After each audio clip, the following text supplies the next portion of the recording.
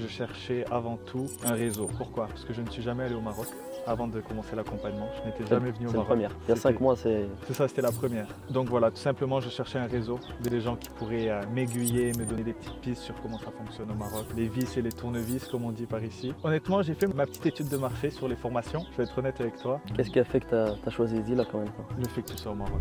C'est vrai? Ouais, je te jure. Donc il s'est passé combien de temps avant de trouver ton premier appartement, après avoir rejoint l'accompagnement? Premier appartement a été trouvé dès la première semaine. Incroyable. Ouais, dès la première semaine. Le deuxième dès la deuxième et le troisième dès la troisième. Et qu'est-ce qui a fait cette progression-là justement? Ou d'autres, peut-être que ça va peut-être prendre un peu plus de temps, 1 mois et demi, 2 mois. Qu'est-ce qui a fait que toi au bout d'une semaine? Okay. Si tu as faim, si tu es déterminé, si tu as envie tu sais pourquoi tu le fais aussi. Exactement. J'ai des objectifs à atteindre dans ma vie, donc je vais tout faire pour les accomplir. Donc j'étais flat vraiment, j'ai pas perdu, j'ai pas gagné, j'étais vraiment flat. Et le mois d'après, bénéfice par appartement d'à peu près 3 000 à 4 000 dirhams. Top, top. Salam alaikum à toutes et à tous, j'espère que vous allez bien. Bienvenue dans cette nouvelle vidéo YouTube. Une vidéo YouTube, voilà, dans un cadre assez joli, un cadre idyllique. On est d'accord. On est en direct du Golf Al Maaden.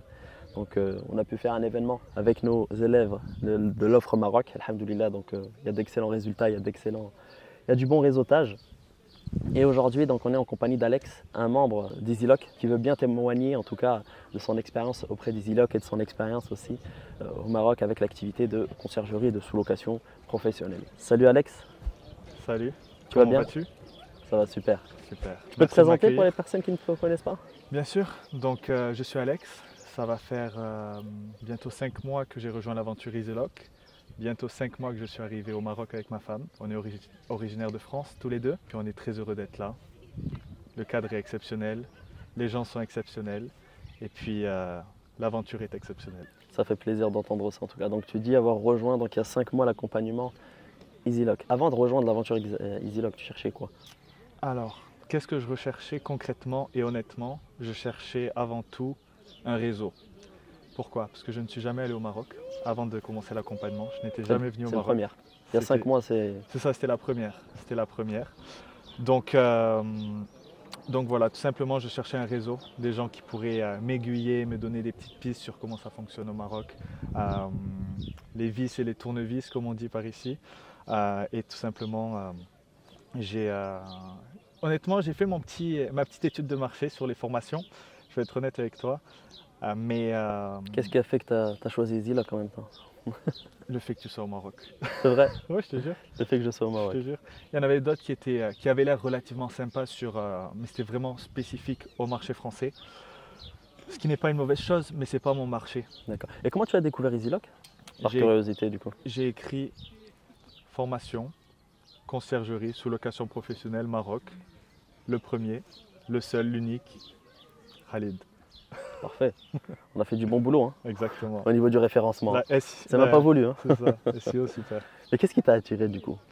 Au Maroc? Non, Easylock, pourquoi? Dans le domaine? Ok, t'as peut-être cliqué sur la vidéo. Non, pourquoi Easylock? Pourquoi ce domaine-là? J'ai toujours voulu me lancer dans l'immobilier. Pour la petite histoire, la petite aparté, j'ai vécu au Canada pendant quelques années. Au Canada, j'étais à Toronto. Il y a beaucoup de restrictions dans tout ce qui est conciergerie, sous-location professionnelle, location courte, moyenne durée. C'est très difficile entre guillemets. Mais j'ai essayé, ça a fonctionné, j'ai mis mon appartement, ça a fonctionné, j'ai vu qu'il y avait du potentiel. Donc par la suite, je me suis dit, il faut que j'aille dans un pays où il fait beau, où il fait chaud toute l'année, où je suis plus proche de la famille, où il ne neige pas 6 mois dans l'année. Puis le Maroc. Tu te plais bien ici au Maroc depuis 5 mois? Il y a des tagines, il y a des couscous. Attention, c'est dangereux ça par contre, les tagines, les couscous. J'ai pris 3 kilos en 5 mois. Les petits déjeuners ici. Faut faire attention avec ça. Il faut une bonne routine. Exactement. Ok. Donc ok, tu as rejoint il y a 5 mois donc l'accompagnement. Donc là au moment où on se parle, on est au mois de mai. Tu as dû rejoindre peut-être au mois de janvier ou février dans ces eaux-là. Donc il s'est passé combien de temps avant de trouver ton premier appartement après avoir rejoint l'accompagnement? Premier appartement a été trouvé dès la première semaine. Incroyable. Ouais, dès la première semaine. Le deuxième dès la deuxième et le troisième dès la troisième. Et j'ai fait en sorte de ne pas... Qu'est-ce qui a fait cette progression-là justement? Ou d'autres, peut-être que ça va peut-être prendre un peu plus de temps, 1 mois et demi, 2 mois. Qu'est-ce qui a fait que toi au bout d'une semaine? Si tu as faim, si tu es déterminé, si tu as Tu envie sais pourquoi tu d'accomplir le des fais choses. aussi. Exactement. J'ai des objectifs à atteindre dans ma vie, je vais tout faire pour les accomplir. Et donc voilà pourquoi j'ai eu, entre guillemets, mon premier appart dès la première semaine. Super, ok. Ouais. Donc ok, tu as eu ton appartement dès la première semaine. Ouais. La mise en ligne, elle a pris combien de temps à peu près? J'ai signé la même semaine et puis j'ai dit que je récupérais l'appartement pour le 1er mars, ou 1er février. Bref, dans le même mois où j'ai signé. L'objectif c'était vraiment de récupérer tous les appartements en même temps. D'un pour la comptabilité, pour la fiscalité, de ne pas commencer le 7, le 14 et le 23.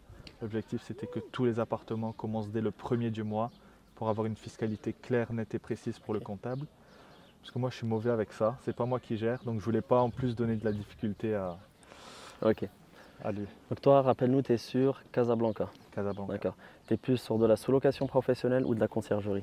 Plus sur de la sous-location professionnelle. D'accord. Donc sous-location professionnelle, pour celles et ceux qui ne savent pas, donc c'est comme en France, donc on récupère des biens en location et on paye un loyer fixe au propriétaire. Derrière, nous le bien, on l'améliore, on le travaille, on le met sur Airbnb Booking, on génère un chiffre d'affaires, on déduit le loyer, on déduit les différentes charges, il nous reste une marge.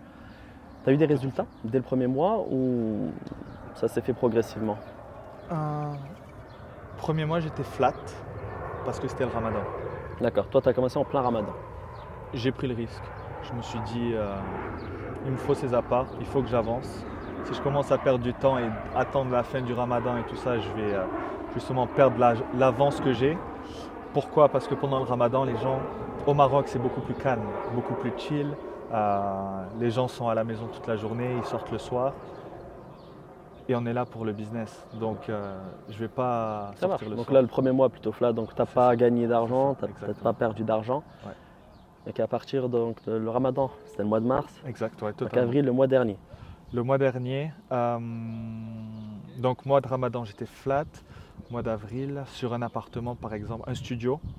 L'idée, c'est vraiment de donner les vrais chiffres. Hein, et parce que pour les 3 appartements là, donc j'étais flat vraiment. J'ai pas perdu, j'ai pas gagné, j'étais vraiment flat. Et le mois d'après, bénéfice par appartement d'à peu près 3000 à 4000 dirhams. top, top. Et la projection dans les prochains mois? Projection, c'est entre. C'est quoi l'objectif lissé sur l'année par appartement et par mois plutôt? Bénéfice par appartement, on va parler. Par appartement, c'est de tourner entre 4000 et 7000, 8000 dirhams de bénéfices. Parfait. En fonction des saisons, en fonction aussi de l'appartement. Exactement. Ouais. Et c'est top. C'est top. Franchement, c'est du bon résultat. Tu as été très très vite. C'est incroyable. Mais je pense, voilà, comme tu dis, c'est aussi, tu sais ce que tu veux. Tu as des objectifs, tu veux les atteindre. Et j'ai aussi vu voilà, que tu as très très vite mis en place une équipe. Vraiment. Tu as mis une équipe assez rapidement. Donc sur la partie démarchage, sur la partie commercialisation, sur la partie aussi marketing de réseau, c'est important aussi pour aller chercher des propriétaires. Donc maintenant, je pense que ça peut intéresser voilà, pas mal de personnes qui nous écoutent. Quelle galère tu as rencontré? Parce que forcément, voilà, les gens, quand ils viennent se lancer, quand un expatrié vient se lancer ici au Maroc, tout de suite, voilà, il faut parler des galères. C'est important, je pense qu'il faut être transparent. Est-ce que tu en as rencontré quelques-unes? Quelles ont été La plus grosse galère, c'est pas une galère en fait, mais c'est la langue. Dans le sens où je suis français, je n'ai jamais parlé arabe de ma vie. C'est la première fois que je vais dans un pays musulman de ma vie. Et je ne parle pas le darija, je ne parle pas arabe.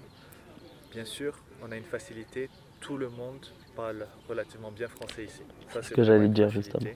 Donc on n'a pas à se plaindre avec ça. Mais je pars du principe que quand on s'expatrie dans un nouveau pays, on doit faire un effort, on doit apprendre la langue. On doit s'adapter. On doit s'adapter, exactement.